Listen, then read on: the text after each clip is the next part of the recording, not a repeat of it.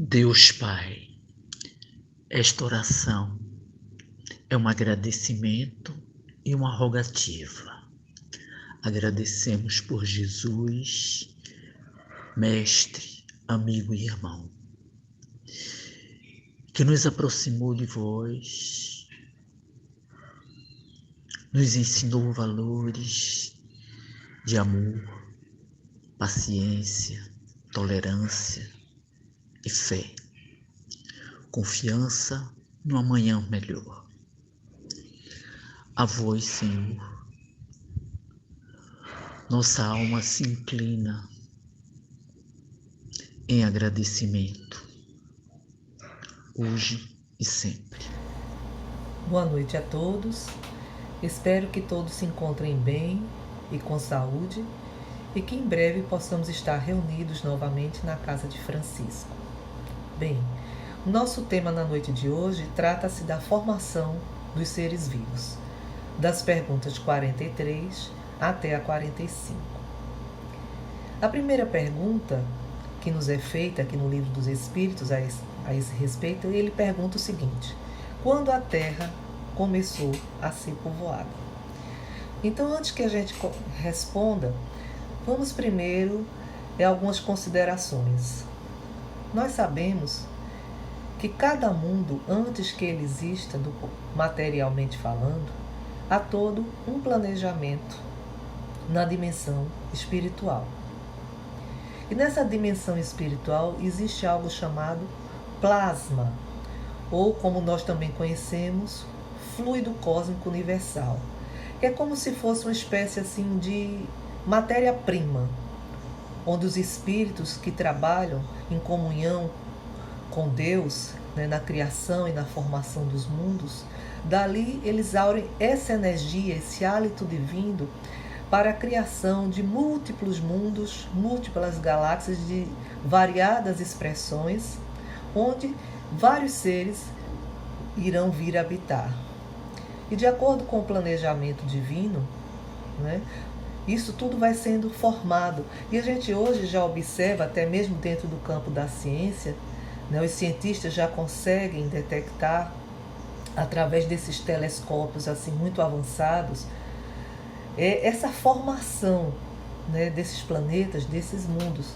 Inclusive eu li essa semana a respeito disso, que no Observatório do Chile, no deserto do Atacama, através do infravermelho, o telescópio ele conseguiu captar a formação assim de gases, de poeira em torno de uma estrela, e eles formam uma espécie de um disco, e nesse disco esses cientistas chamam de protoplanetas ou protoplanetária, como se fosse um berçário, onde essa matéria que ali está solta, elas começam a se atrair, e no que elas se atraem, elas colidem, ficam colidindo até que vão formando uma espécie de massa, de matéria, e a partir dali, dessa matéria que vai se formando, vão surgindo, vão nascendo os planetas.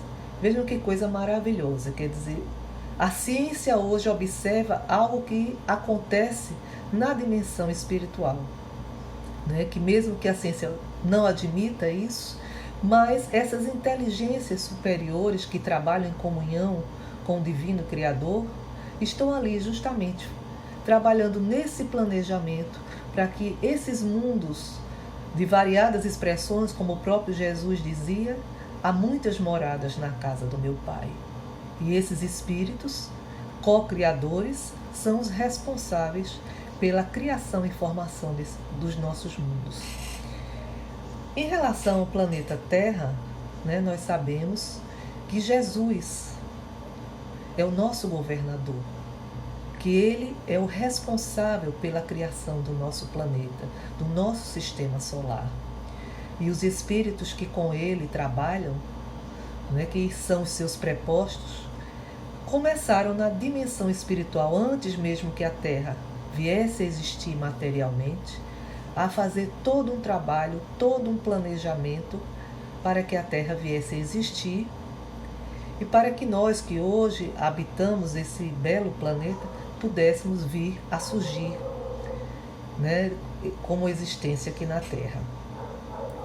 Então, houve primeiro esse planejamento na dimensão espiritual, para que a Terra viesse, então, a se configurar.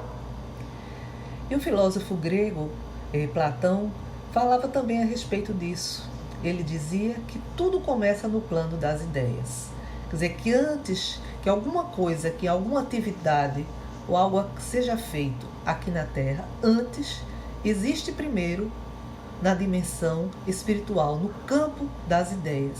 E é justamente isso que no livro Evolução em Dois Mundos nós vamos encontrar, não é? Essa confirmação, né? Quando André Luiz nos fala justamente disso, de que tudo aure do hálito divino, desse plasma, desse fluido cósmico universal, que sob a direção de Deus e dos espíritos que com ele trabalham, vão sendo formados as múltiplas moradas, as muitas casas do Pai.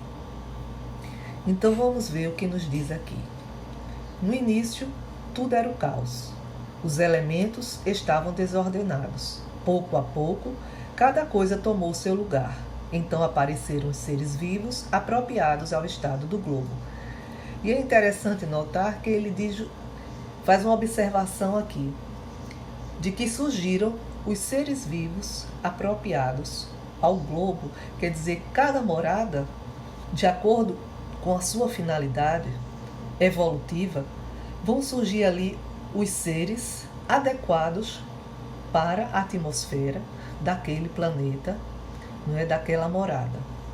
E o que ele quer dizer aqui? Tudo era o caos. Porque quando a Terra foi formada, todos os seus elementos, não é, digamos assim, todos os elementos que viriam de futuro formar a matéria, eles estavam todos em estado volátil, ou seja, estavam no ar em forma de gases.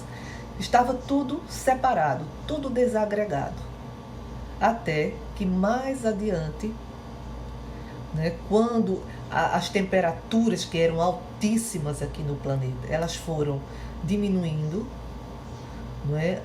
Esse estado de ebulição e de transformação constante que tanto acontecia nos laboratórios da dimensão espiritual, como também aqui na matéria.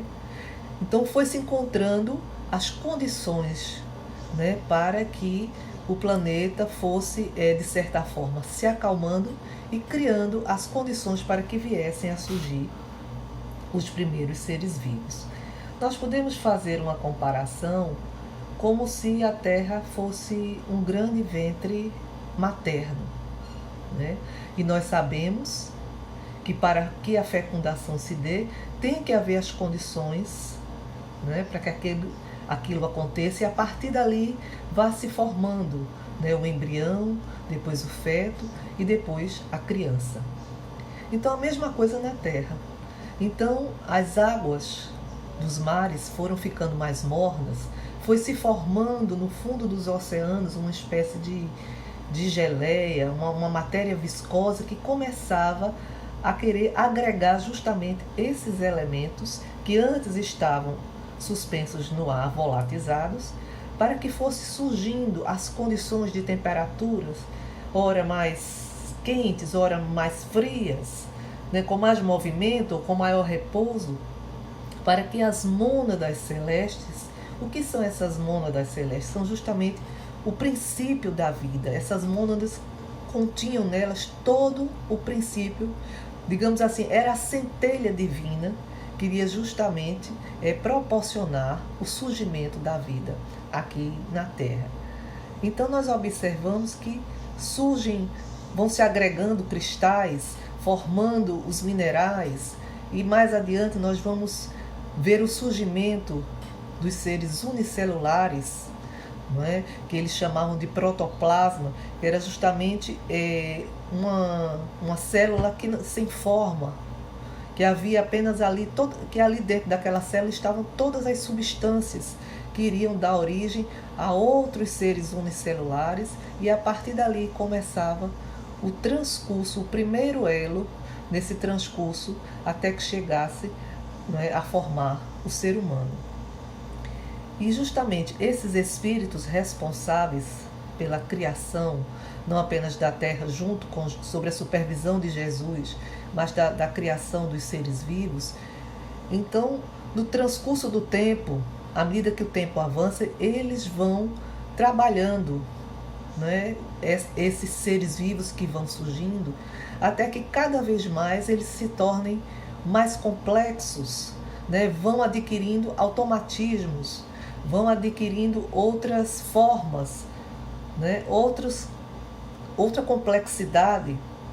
Então surgem as algas, depois das algas surgem elementos, seres que ficam entre o reino vegetal e já vai dando origem ao reino animal, e assim por diante, até chegar no último elo da cadeia, que é o ser humano.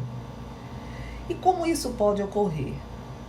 Nós não temos assim total conhecimento de como tudo isso ocorreu, como esses espíritos fizeram com que tudo isso acontecesse, porque muitas coisas foram realizadas aqui no plano, na matéria, mas muitas coisas, muitas transformações, né, muitos elementos já chegavam prontos aqui da dimensão espiritual.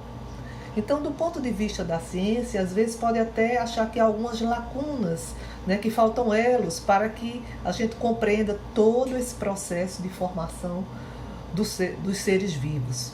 Mas nós sabemos que na criação divina não há lacunas, né? E que se Deus tinha esse planejamento de criar a nossa Terra, né, então deveria haver várias maneiras de isso ser executado.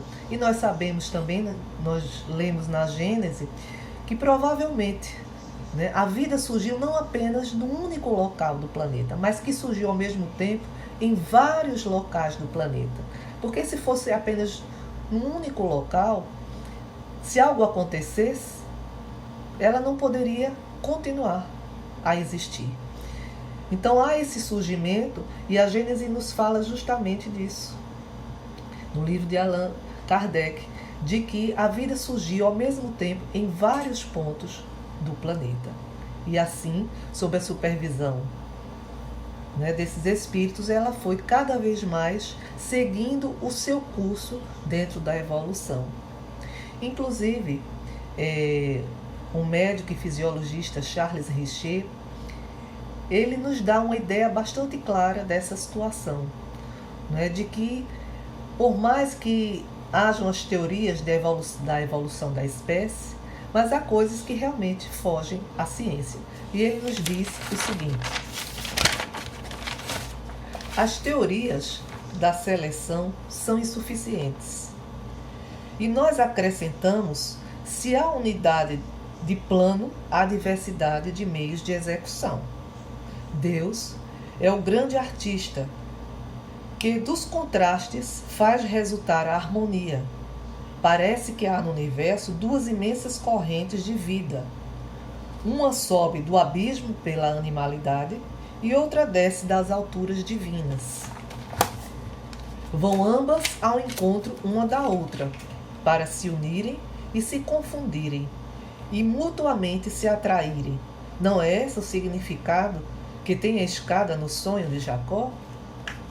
De fato, a gente observa isso, que há um constante movimento, que ao longo da evolução da humanidade, sempre aqui vieram espíritos mais elevados, de maior conhecimento, que justamente que alavancava o progresso da humanidade, o progresso dos seres, coisa que num tempo normal, se dependesse apenas dos seres primitivos que aqui iniciaram na formação desse planeta, levaria muito mais tempo, seria muito mais difícil. Então há sempre essa relação, esse intercâmbio, digamos assim, da dimensão espiritual para a Terra e da Terra para a dimensão espiritual. Porque aqueles que vão avançando vão cada vez mais, né, se encontrando neste caminho de evolução. E aqueles que chegam ao final da estrada, ao final do caminho evolutivo, esses vêm ao encontro de seres como nós, que estamos ainda no início da jornada, para nos ajudar, para alavancar justamente o progresso não apenas do planeta, mas também dos seres vivos. E nós percebemos isso quando vieram para cá, né, os exilados de Capela, que vieram com a missão justamente de se unir, né, aos seres primitivos que aqui já existiam, os seres humanos que ainda tinham uma forma ainda um pouco mais animalizada e que não tinha ainda o nível de inteligência e de percepção de si mesmo, e que esses seres, né, ao comando de Jesus, aqui vieram para se unir essa humanidade nascente, essa humanidade primitiva, a fim de alavancar justamente o nosso progresso, trazendo um conhecimento, uma ancestralidade, uma evolução que nós ainda não possuíamos. E esse intercâmbio possibilitou que a gente viesse a ter conhecimento de tantas coisas na medicina, na astronomia, e até hoje nós vemos que há monumentos, né, que há estudos que a gente ainda não consegue ainda apreender tudo aquilo que eles trouxeram para a nossa evolução, para o nosso crescimento. Então vamos aqui à resposta. De onde vieram os seres vivos da Terra? A Terra continha os germes que aguardavam um momento favorável para se desenvolverem. Os princípios orgânicos se agregaram desde que cessou a força que os mantinha separados. E eles formaram os germes de todos os seres vivos. Aqueles germes ficaram em estado latente, ou seja, parados, de inércia, como a crisálida e as sementes das plantas, até chegar o momento propício para o aparecimento de cada espécie. Então os seres de cada espécie se reuniram e se multiplicaram. Então é justamente o que vínhamos falando a esse respeito, né? Desde que tenha surgido as condições, então surgiu a vida na Terra e foi seguindo todo um planejamento, né, que havia sido feito para que os seres evoluíssem, fossem criando os seus automatismos, para que o homem fosse justamente a síntese de tudo aquilo que veio antes dele, de todos os reinos que foram criados antes dele. Então o homem representa justamente isso, a síntese de tudo que foi criado antes dele. E nós gostaríamos de contar uma história que fala justamente um pouco dessa situação. Essa história está num livro chamado O Vivente e o Vigilante, né, de um escritor árabe, Ibn Tufail. E ele dizia o seguinte: havia um rapaz, uma criança chamada Raí. Ela foi colocada no cestinho e lançada ao oceano. E depois de algum tempo, esse cestinho com Raí dentro dela chegou numa ilha. E nessa ilha, quando ele estava lá chorando, aproximou-se desse cestinho uma gazela. E essa gazela mexeu no cestinho e adotou Raí como se filho dela fosse. E a partir dali, Raí, esse bebezinho, passou a ser criado por essa gazela. Então ela o amamentava, ela o protegia, ela o aquecia, e assim Raí foi crescendo.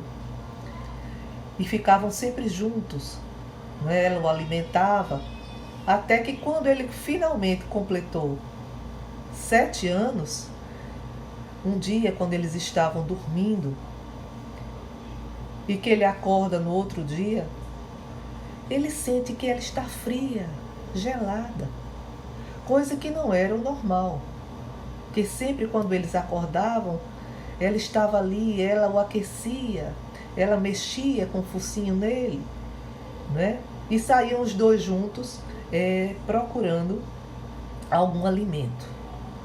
Mas naquele dia ela estava fria, gelada e dura, e eles não entendiam o que estava acontecendo.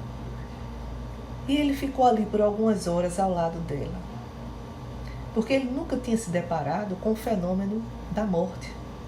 Aquilo era uma coisa totalmente nova para ele. E depois de algum tempo, lhe veio a ideia de que ele, talvez se ele abrisse não é? Ali a pele dela, visse por dentro, talvez alguma coisa estivesse quebrada e ele pudesse consertar. E ele abriu. E saiu abrindo até que deu-se defronte ao seu coração. E ali que ele não sabia o que era o coração, mas ele viu 2 câmeras ali vazias. E alguma coisa lhe disse que ali algo existia. Mas isso que existia ali já não estava mais lá. Que ali não havia mais nada. Que só estava mesmo o corpo dela. Que, digamos assim, a sua essência, a sua alma já não estava mais lá. Ele não conseguiu compreender aquele fenômeno totalmente, mas apenas entendeu que ela não estava mais lá. E assim, ele foi tratar da própria sobrevivência. Quando ele estava ali por volta dos 14 anos, ou um pouco mais, ele começou a observar, não é, que os animais, as plantas, as pedras, as rochas, cada um ali tinha uma função. Né? Que cada uma tinha um determinado grau de liberdade. As pedras estavam sempre no seu lugar, sempre paradas. As plantas se movimentavam com o vento, tinham alguma sensibilidade, mas também não podiam sair de onde estavam. E que os animais, esses, corriam como ele, caçavam, dormiam. E ele percebeu que naquele elo, ele era, digamos assim, ele estava no topo. Porque os animais, mesmo podendo correr, podendo caçar, eles não construíam ferramentas como ele fazia para caçar. Eles não sabiam pescar. Então ele percebeu que ele tinha uma maior inteligência, digamos assim, do que aqueles que estavam em outros planos. Então ele continuou na vida dele. Mais adiante, quando ele já está mais velho, ele começa a observar também que, independentemente da vontade dele, da vontade dos animais ou das plantas, estava sempre havendo uma renovação. Havia animais que morriam, animais que nasciam, plantas que murchavam, outras que surgiam no lugar, e que tudo estava sempre em constante impermanência, em constante transformação. Então ele começou a imaginar quem fazia aquilo. Quem fazia com que outras plantas nascessem enquanto outras morriam. Que animais nascessem e outros morressem. Quem estava por trás disso tudo? E que permitia também que ele envelhecesse. E um dia ele estava deitado, olhando para o céu e olhando as estrelas. Ele percebe que as estrelas estão num plano maior do que ele próprio, porque ela não precisa dos animais, ela não precisa se alimentar. E ela tem uma luz própria que ilumina toda a ilha. Né? Elas se movimentam. Elas não precisam dele. Então, provavelmente, não é? Essa estrela talvez fosse essa força, não é? Que fazia com que tudo estivesse em constante estado de transformação. Por ela ser maior, por ela não ter as necessidades que eles tinham de dormir, de acordar, de se alimentar, de nascer, de morrer. E ele ficou observando. Então, todas as noites, quando ele se deitava, sempre junto a uma árvore que ele ficava com a gazela, que ele considerava sua mãe, ele ficava a observar as estrelas. Então ele disse, então eu tenho que seguir o exemplo dessa estrela. Eu quero ser algo maior. Eu quero entender o que acontece. Ela ilumina as noites, né? Ela faz um padrão circular na ilha. E ele teve a ideia, a partir dali, de todos os dias, a sua ilha não era muito grande, de circular toda a ilha. E o que ele poderia fazer para trazer luz, né, para aquele ambiente em que ele vivia? Então ele teve o sentimento, a intuição de tudo que ele visse de errado ali na ilha, ele ir ajudando ele, consertando. Então, se ele via um galho que estava atrapalhando a passagem de um regato, de uma água, ele tirava. Um animalzinho ferido, ele cuidava. Às vezes um passarinho que caía do ninho, ele botava lá de volta. E ele se comprometeu a só tirar, a só coletar das árvores o estritamente necessário para a sua sobrevivência. E também caçar o estritamente necessário à sua sobrevivência. E assim ele passou a cuidar da ilha com todo amor, com toda devoção, como ele achava que a estrela cuidava dele e de todos que viviam naquela ilha. Então, todos os dias ele fazia essa peregrinação no entorno da ilha e tudo que ele via ali que não estava bom, que não estava correto ou precisando de ajuda, era o que ele fazia. E com isso, ele criou um ambiente naquela ilha de muita paz, de muita harmonia. Até os próprios animais, alguns que tinham medo dele, deixaram de ter, passaram a se aproximar. E eles viviam em constante comunhão. E à medida que o tempo foi passando, ele foi compreendendo, né, que essa força que existia não era algo que vinha dali, né, daquele plano da matéria. Era algo que realmente deveria vir de um outro plano, né, de um plano de amor, de um plano maior. E com isso ele dedicou toda a sua existência, não é, a fazer justamente isso, a praticar o bem. E o que essa historinha pode trazer para nós? Ela traz justamente isso, que nós, como seres humanos, temos a obrigação de desenvolvermos a nossa humanidade. Nós somos o último elo dessa cadeia. Então nós temos a obrigação de cuidar desses reinos inferiores, de tratá-los com respeito, de tratar a criação com amor, com dedicação, com zelo, para que a divindade esteja sempre em nós, para que a gente possa exercer essa divindade que existe em cada ser humano, desenvolvermos justamente a nossa humanidade. Esse é o nosso papel. As plantas exercem a sua função, os animais exercem a sua, e nós? Qual a nossa função aqui nesse planeta? Se não é a de zelarmos por toda a criação e de desenvolvermos a nossa moralidade, a nossa espiritualidade. Evoluirmos e aprendermos com tudo que está à nossa volta. Bem, e para encerrarmos aqui as perguntas, eles dizem assim: onde estavam os elementos orgânicos antes da formação da Terra? Eles se encontravam, por assim dizer, no estado de fluido, no espaço, no meio dos espíritos ou em outros planetas, à espera da criação da Terra para começar uma nova existência em um novo globo. Então, isso nós já havíamos respondido antes, né? De que esses elementos orgânicos estavam na dimensão espiritual, mas também estavam sendo formados aqui no plano da matéria. E com essa história que nós falamos agora anteriormente, nós percebemos que nada é por acaso, nada é aleatório, tudo requer um planejamento e que nós somos os seres que temos que criar sempre essa ponte entre a dimensão da matéria e a dimensão do espírito. Que através das nossas atitudes, no bem, no amor, na solidariedade, nós criamos esse intercâmbio e alavancamos, cada um à sua maneira, também o nosso progresso pessoal e o progresso da coletividade.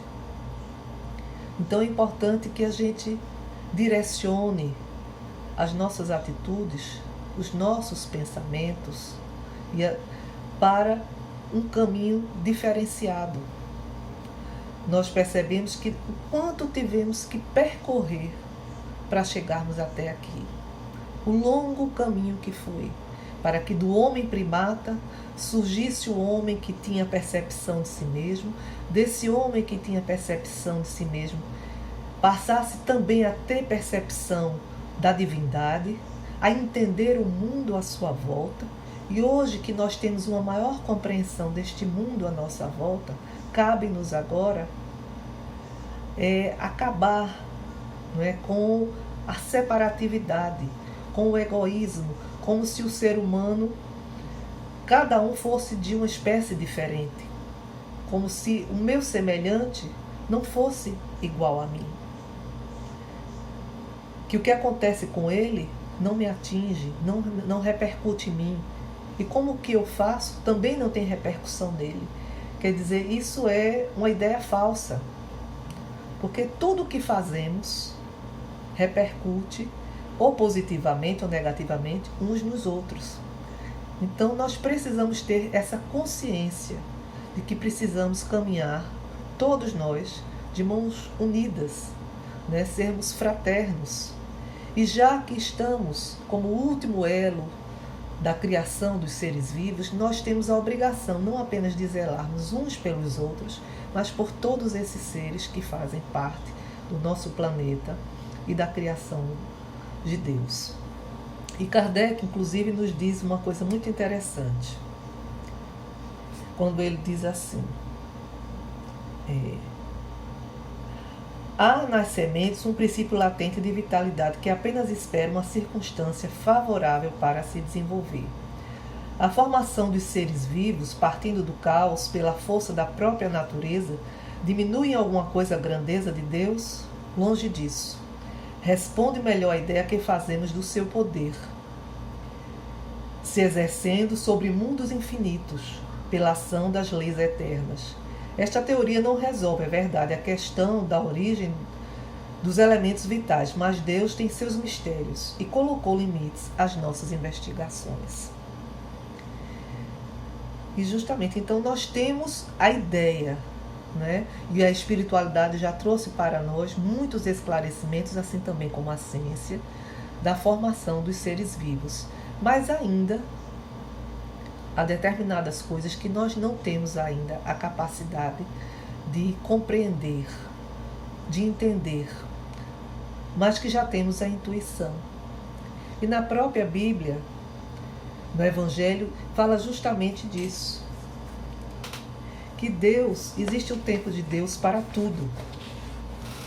E diz assim, nós vamos encontrar aqui em Eclesiastes, capítulo 3, versículo 11, quando diz assim: tudo fez Deus, formoso no seu devido tempo. Também pôs a eternidade no coração do homem, sem que este possa descobrir as obras que Deus fez desde o princípio até o fim. Quer dizer, Deus colocou em nossos corações, em cada ser que Ele criou, né, a eternidade em nosso coração. Ou seja, o que é essa eternidade no coração? Essa percepção que a vida não se restringe à matéria, que aqui é apenas uma fase, não é? É um educandário, é um dos estágios que o espírito passa para evoluir, se educar, crescer, adquirir habilidades, adquirir moralidade, mas que a nossa evolução, que os nossos propósitos são muito maiores do que o da vida terrena. Mas, para que a gente venha ter essa compreensão, esse conhecimento, é necessário que a gente evolua. Então, tem coisas que ainda não temos a capacidade de saber, nem do começo e nem do que vai vir a ser. Mas Deus colocou em nosso coração, não é, a capacidade de nos desenvolvermos, de evoluirmos a cada dia. Então, cabe a cada um de nós buscar atender esse chamado. Inclusive, tinha uma filósofa chamada Helena Blavatsky, que ela dizia algo muito bonito, que ela falava justamente da eternidade dinâmica, ou seja, da eternidade que está sempre a caminho da evolução. E ela dizia assim, ela olhava para as estrelas, e olhava para o céu e via que tinha muitas estrelas, muitos planetas, e ela imaginava que nos 4 cantos do universo, em cada canto do universo deveriam haver mensageiros. Que elas não sabiam como eram esses mensageiros, quem eram esses povos, como eles viviam, como falavam, mas ela sabia o que eles diziam. E eles diziam que todos os seres estavam sendo chamados e deveriam retornar aos braços do Pai. Então nós constantemente temos esse chamado, né? Não apenas aqui na Terra, mas nos 4 cantos do universo, todos os seres, embora nós não saibamos, como ela dizia, como eram esses seres, né? Como eles falavam, que idioma eles falavam, mas nós sabemos o que eles dizem, porque todos são frutos do amor de Deus.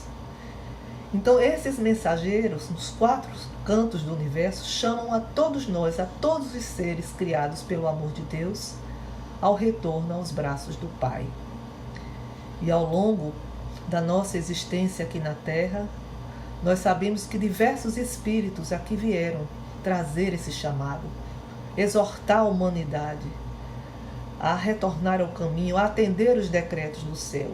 E o maior deles, Jesus, o nosso divino amigo, o governador do nosso planeta, que nos chama todos os dias a retornarmos aos braços do Pai. Cabe a cada um de nós buscarmos entender esse chamado e fazermos a nossa parte. E para encerrarmos o nosso comentário, gostaríamos de ler uma mensagem que se encontra no livro de Leon Denis, O Problema do Ser, do Destino e da Dor. Na página 170, pegamos um pequeno trecho que é justamente a mensagem final. O canto de glória, o hino da vida infinita, enche os espaços, sobe do âmago das ruínas e dos túmulos. Sobre os destroços das civilizações extintas, rebentam florescências novas.